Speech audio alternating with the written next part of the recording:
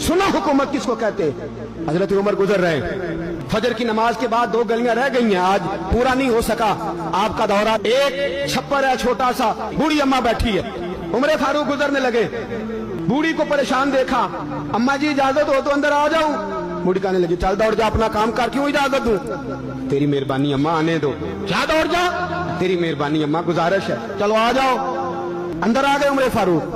अम्मा क्या परेशानी है, क्या बात? अम्मा कहने लगी खामद इंतकाल कर गया, औलाद अल्लाह ने दी कोई नहीं, मैं गरीब हूँ, 3 दिन से रोटी नहीं खाई, 25 दिनार का कर्जा चढ़ गया है, मुझे उमर फारूक से बड़ी शिकायत है।